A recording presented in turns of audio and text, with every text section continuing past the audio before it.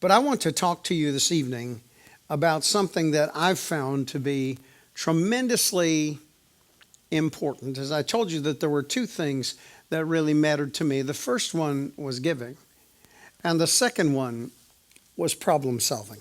So I want to talk to you this evening about the unprecedented power of problem solving, or the uncelebrated power of problem solving. It's pretty interesting. It's a pretty interesting thing that over these last couple of weeks, it's been somewhat challenging for me. But as I mentioned to you, I'll tell you a little story. Back 2 weeks ago, 2 weeks ago, actually today, I went to Bolivia, to the highest inhabited city on the earth. It's 15,000 feet, and it's a city. When you're picked up at the airport, you're picked up with an oxygen tank. And actually, if you remember how many of you know who John Maxwell is? You know who John Maxwell is? John Maxwell actually fainted on stage where I spoke. And they dragged him off. They said, you're not dying here. You're not going to die right here. So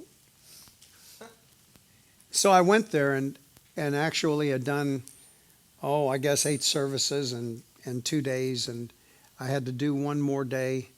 But they really encouraged me that what I would do is I would begin to get something. I needed to get something to eat because they said, you haven't eaten for a couple of days. And I mean, you've been really busy. And I said, well, I'm really not hungry. They said, well, we're asking you to eat. So after Saturday night service, I went home and got room service to bring me up a hamburger. Well, you figure the hamburgers are kind of safe no matter where you are. I mean, if you can eat McDonald's, I kind of thought you could eat anything. Pete, isn't that true? And so if you can eat McDonald's, you can eat anything, man.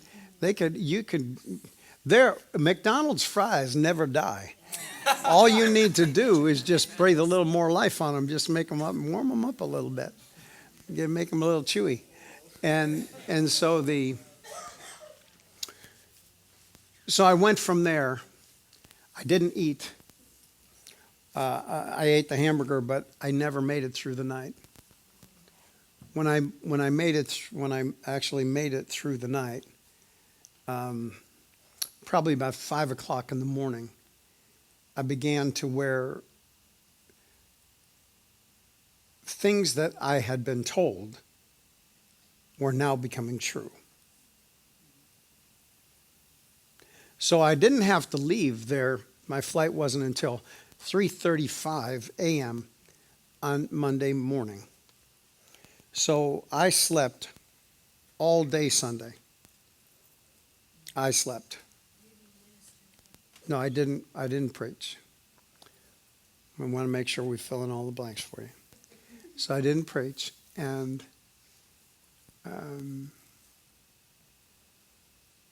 they sent a doctor to my room.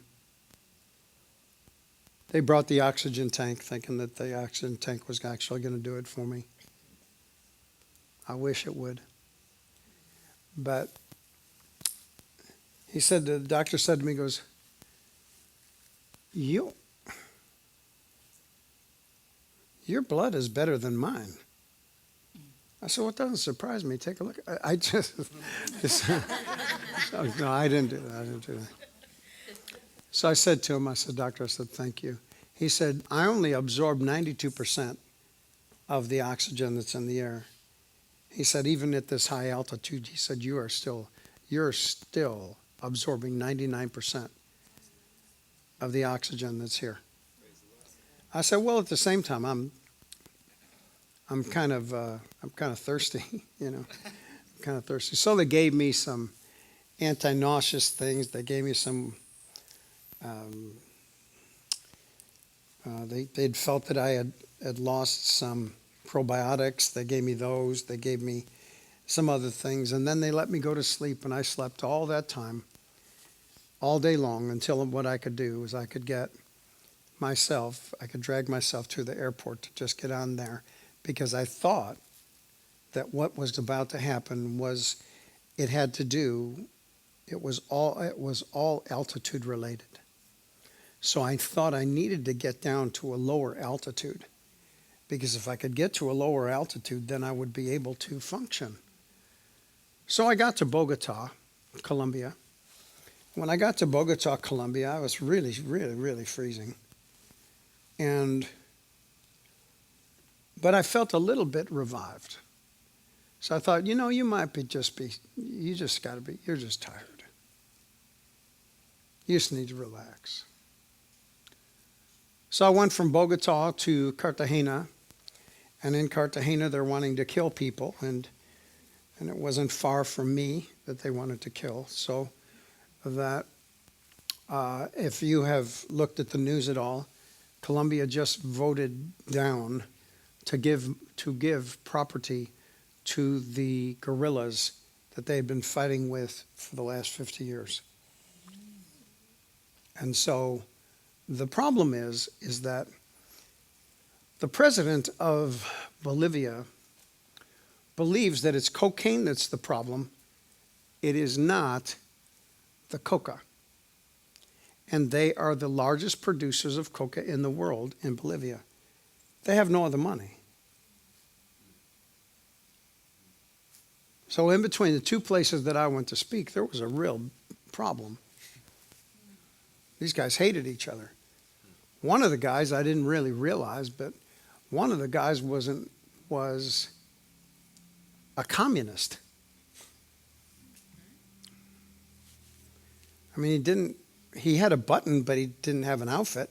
So I was kind of like confused about what does it mean to be a communist now. It's not,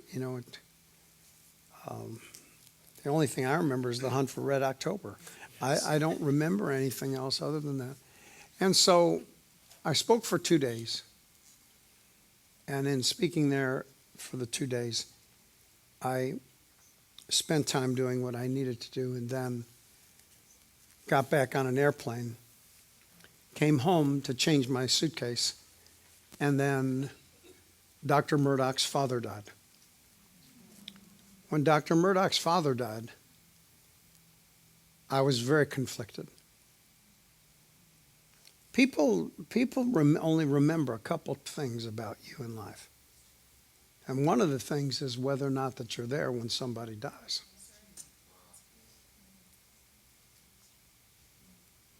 They remember that.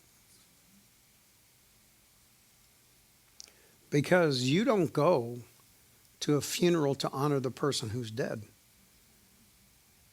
You go to a funeral to honor the people that are still alive. So I went from there, got onto an airplane at 8:25 that night, got into Atlanta at 1:20 a.m. the next day, and then was picked up at 9 o'clock to go and speak. But I couldn't stay because I needed to go to California. So I walked off the stage into the car and went back to the airport. It's a long flight. So I went from Atlanta back actually to Dallas and sat in Dallas for a few hours and waited for that flight to be able to take me to Santa Ana. So I did. Now it's Sunday night. And when it's Sunday night, I'm tired. I'm just tired. Have you ever been like just really tired? I don't mean to talk you into it right now. I mean just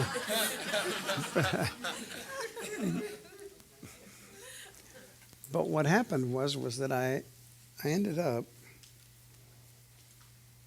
spending the day out, and it was Chantel's birthday on the Monday.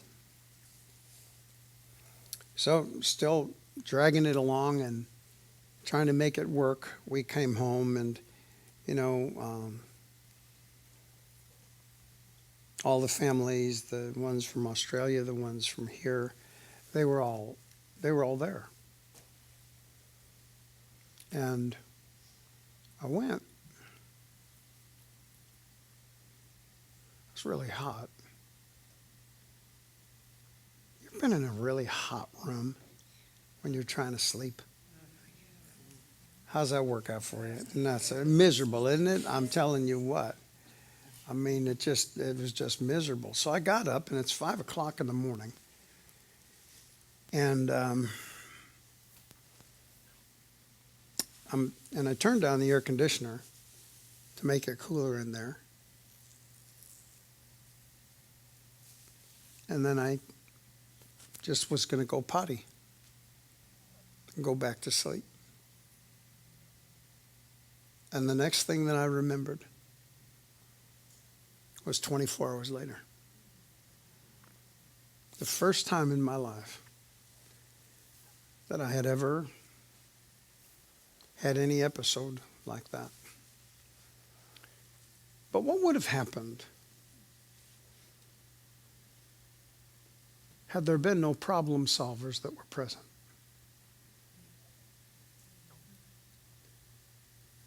What would have happened if I would have still been back in Bolivia, laying on the floor? Because I couldn't figure out why in Bolivia that I did fall on the floor. Couldn't figure out why I did. Thought that was strange. But the towel moved. When you just... And for me, I can lift my foot over my head to just wash it, And all of a sudden, they came into the room. Linda was trying to hold me, and they had put my arms in restraints because they said I didn't want to have. I had 6 IVs at that time. Now, this is a week ago right now. And I thought, what would have happened if people didn't know what to do? I woke up gagging as they put this thing down my throat because they found these ulcers. And they took a picture of those ulcers, and they actually showed them to me, showed me what they were, and they showed me the clips that they put on the ulcers. And they did that. They showed me that. Had that thing down my throat, and I just kept gagging and gagging and gagging because they tied my arms down. I couldn't pull it out. And those guys are only in a hurry when they want something. Have you ever figured that out? Yeah. There are some times when people are only in a hurry when they're looking for something, not when you are. And so I wanted to talk to you about this because there are many things. There are many things that happen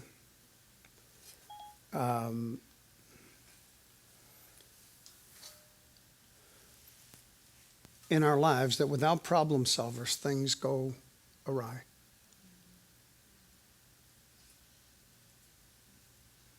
Today, I'm still weak.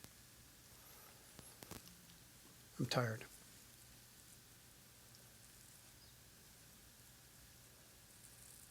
I never understood my own mortality. Never. Never. So in life and relationships and the workplace and the things that you face, everything was created to solve different problems. If Linda had not been there, if Anthony had not been there, if the family had not been there, I don't know when they would have found me. Everything God has ever created, He's created to solve a problem. What is it that God has created you to solve? Now, there's something that's important to this. You can actually allow this to happen to you, or what you can do is you can actually see that this is really what shapes a life. And so doctors, as you know, solve health problems. I threw that in because the health problems needed to be dealt with. Dentists solve teeth problems. Oh, I forgot to tell you, I banged my head on the tub, and they thought I had a stroke.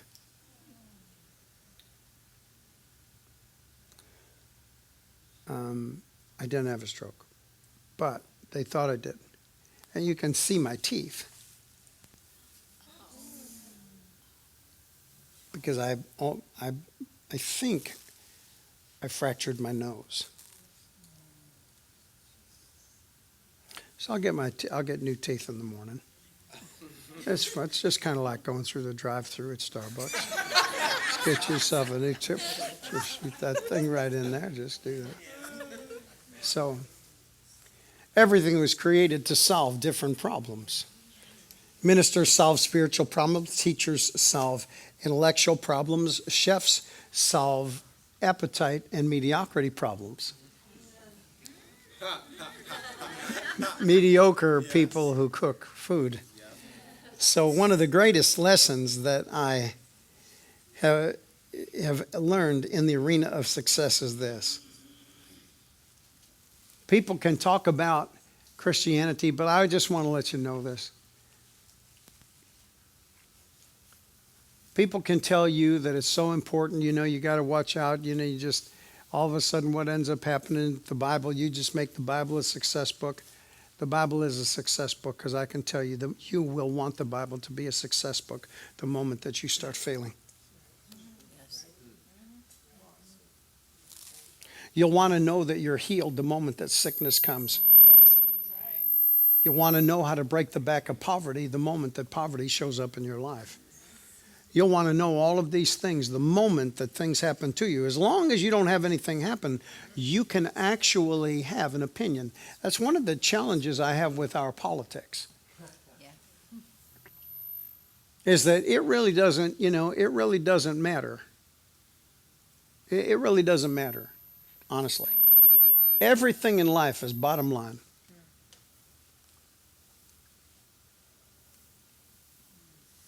Everything's the bottom line. If you have 30,000 emails that you tried to hide, if you got 4 guys dead, one of them being an American ambassador, if you actually sacrificed up Crimea to the Soviets, if you gave them all of the uranium rights to every bit of uranium in the United States of America, it was sold for $145 million. If what you do is you decide that you're going to actually turn around and you're going to give a nuclear weapon to somebody who hates someone you love,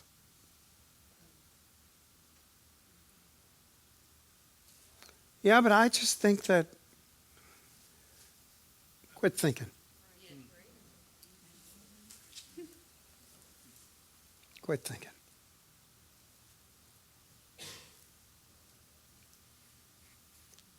Start looking at the bottom line. Quit listening to all the noise. Noise will bother you. Listen to the bottom line. If a person's not making you better, they're making you worse. And if you gave somebody 8 years to try to make you better and they just keep promising it to you, don't think you can give them 4 more to make it happen.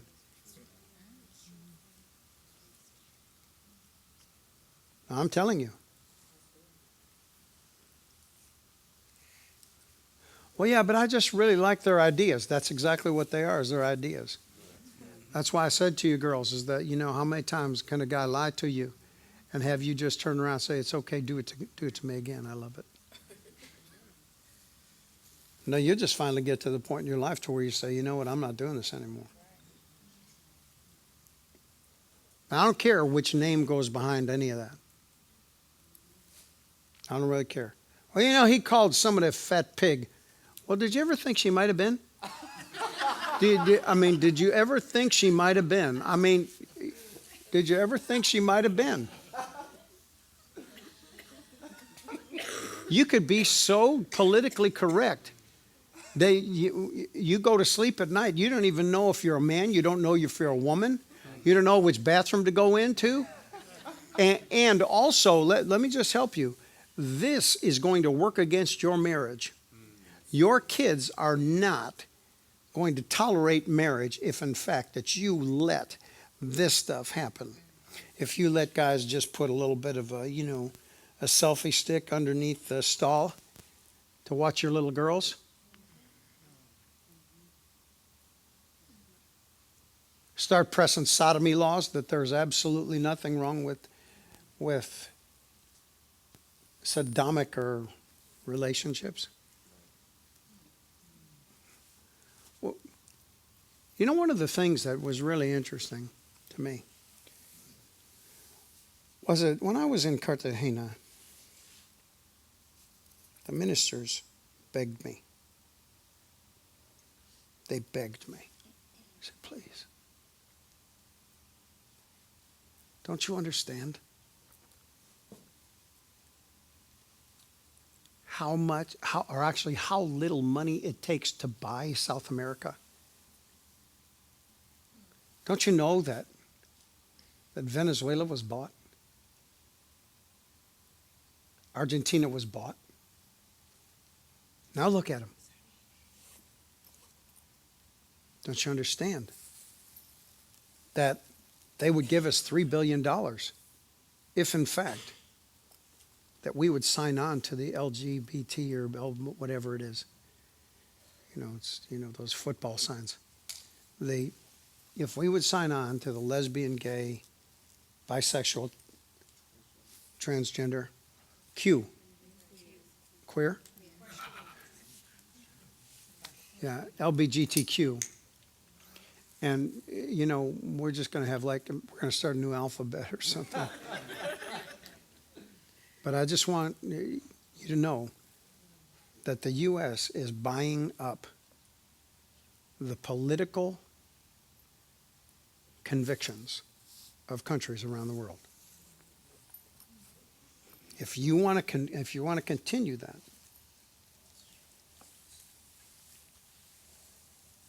I don't think I should say any more because otherwise I'll start rebuking you and I don't even know what you're doing. Everything was created to solve problems. I have 7 things that I want to tell you real quickly. I have 17 minutes to be able to do it, so let's do it. Here's number 1. Number 1, there are 2 kinds of people in life. Those that want you to be happy with what they do. This is a big problem.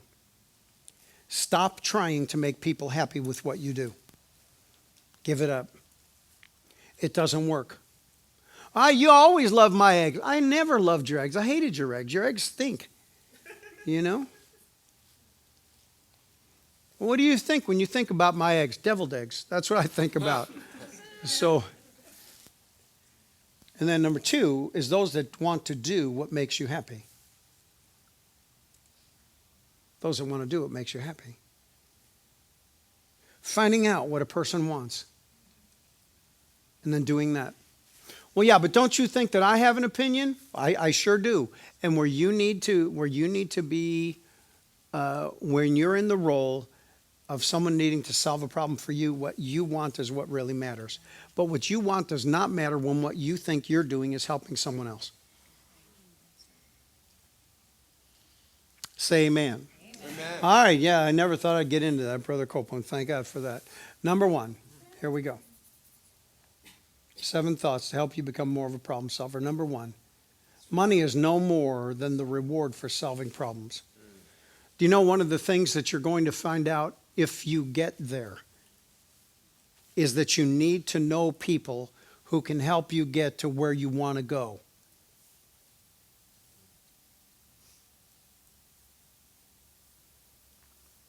No matter how much the government wants to give other people, it doesn't matter.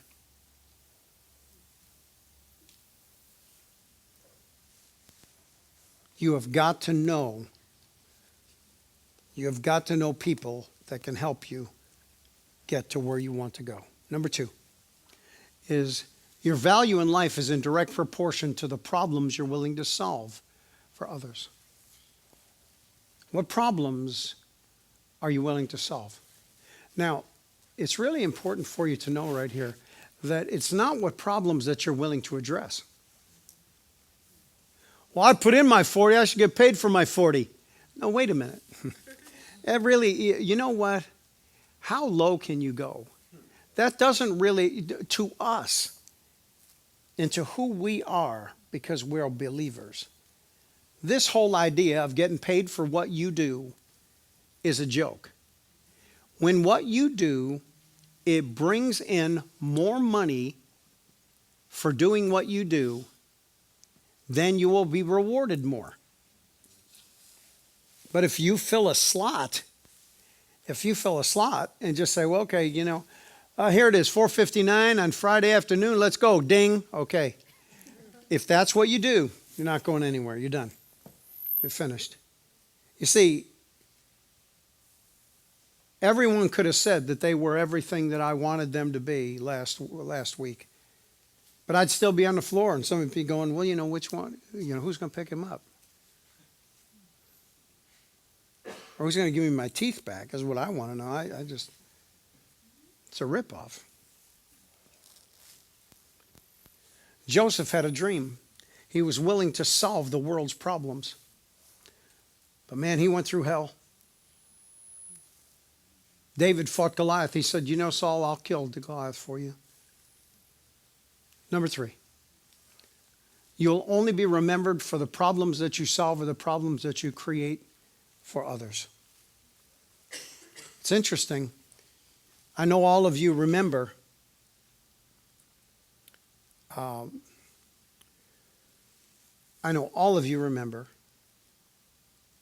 Luther King.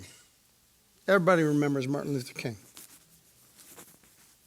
Now, you remember all the good things he did. You don't remember any of the bad things that a person does in their lifetime. Isn't that true?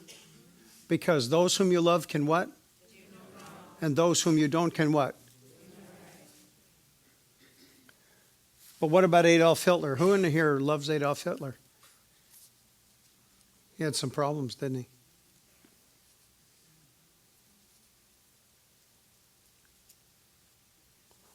When the Pharaoh dreamed a dream and could not have his dream solved by anyone that was in his entire kingdom,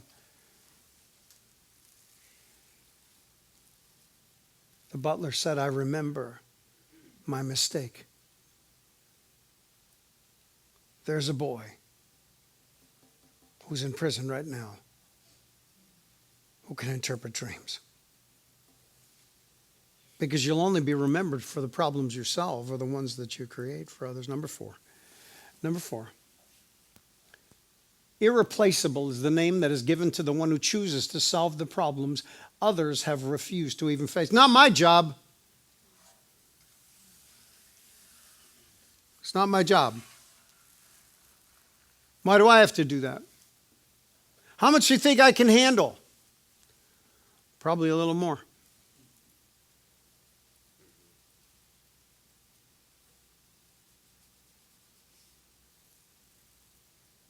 But if I wanted to be irreplaceable to someone's life, I had to solve problems that others refuse to face.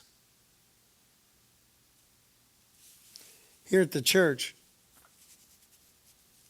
there are problems all the time. We don't do widgets here.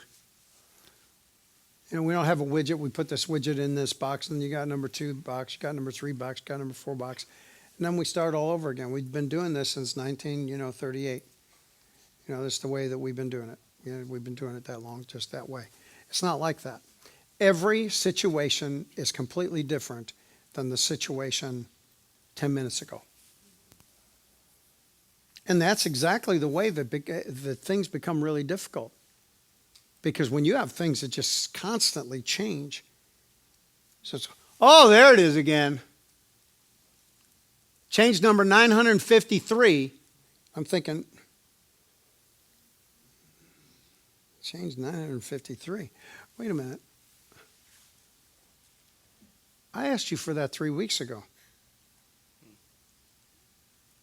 Who changed it? You did.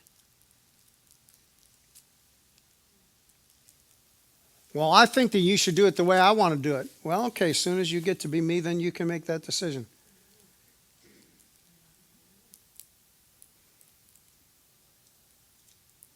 Well, I just want everyone to see somebody else's and how incompetent that those people are. Really? Is that what God's called you to? God's called you to reveal the incompetence of other people? Then you have to remember, there was a woman who sang a song back in the 1960s or 50s, and I don't remember who she was, but some of you will remember. The name of the song was Our Day Will Come. You remember that song? Our day will come. Well, that's because your day will come.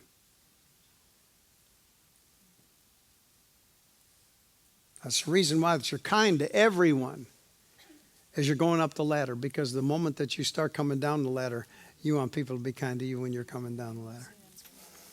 Number 5. Promotion is the prize awaiting the person who makes solving problems his focus. When you have a person who all that they ever want to do is solve a problem, not correct, not tell people what to do, not criticize. No, we have a problem. I want to solve this. I want to solve this problem. Great. That is an individual that will be closer and closer and closer to the top. The moment that what he chooses is that he chooses to make solving problems his focus. Number 6 is that the only way to earn greater rewards is to solve greater problems. Well, it's January, you know.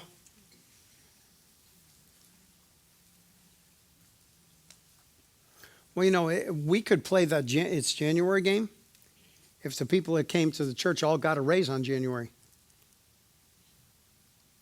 Isn't that true? Well, that's because they don't.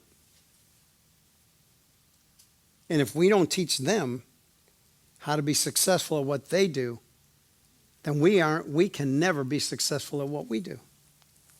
You understand that? It's really true. So the only way to earn greater rewards is to solve greater problems. And lastly, number 7, whatever becomes familiar becomes hidden.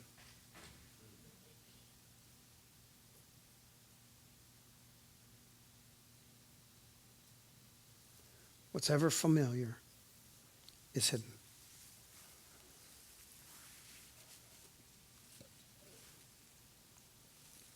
The greatest people are right in front of you.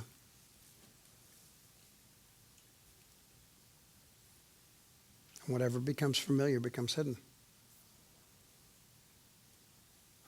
And here's the thing that I've found out about something like this, and that's this, that, you know, honestly, I see people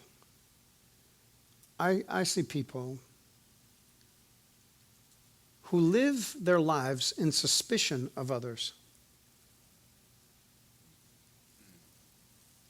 They live suspiciously. Well, yeah, but you didn't tell me the truth.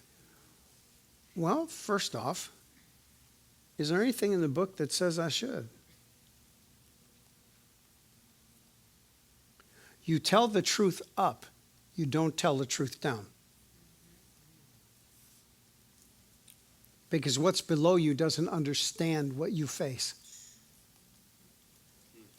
Oh my God, I can't really believe it, I can't. No, you have to understand, is that you tell the truth up. You don't tell the truth down. Because up can solve the problem. Down cannot. You understand that? And the greatest problem solver of all is the one who solved the problem of our sin. That's the reason why that we hold him in high esteem. That's the reason why that he is the central focus of everything we are and everything that we do. That's him. He solved the problem of my sin. And if he solved the problem of my sin, how dare I ever want something else other than what he wants for me? You know, I finally figured out that I was missing a couple teeth. It's really funny how it happened on either side of the front too. I guess God had mercy upon me, but mostly upon the people that had to look at my smile. But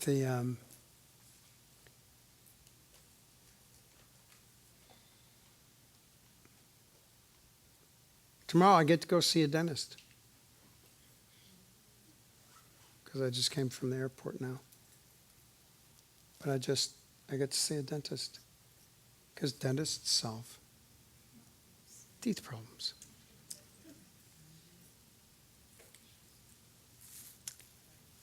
Solving a problem. In everything you do, make sure you solve it. Don't criticize. Give up criticism. Give it up.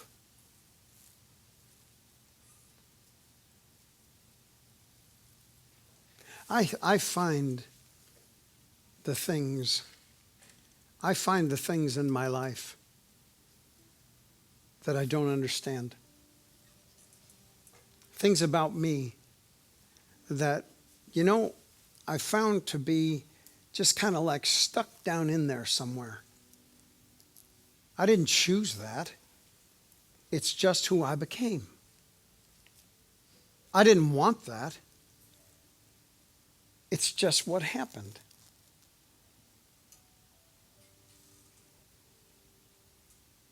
So solving the problems that others have.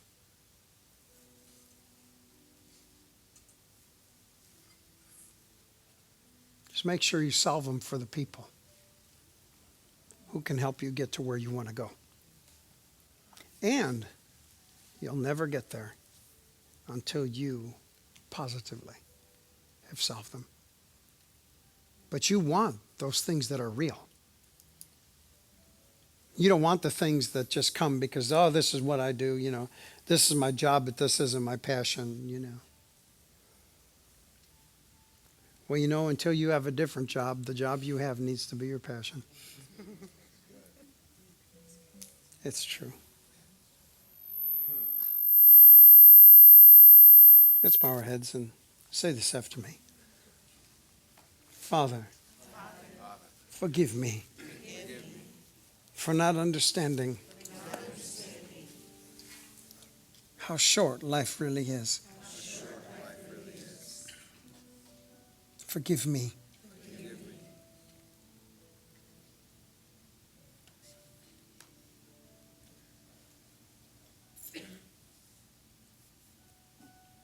Cause me to be a problem solver. That in everything in my life, I'm solving the problems others have. Make me your major problem solver in every relationship that I have. In Jesus' mighty name. Amen. Did you learn something tonight? Praise God. Praise God. That's good.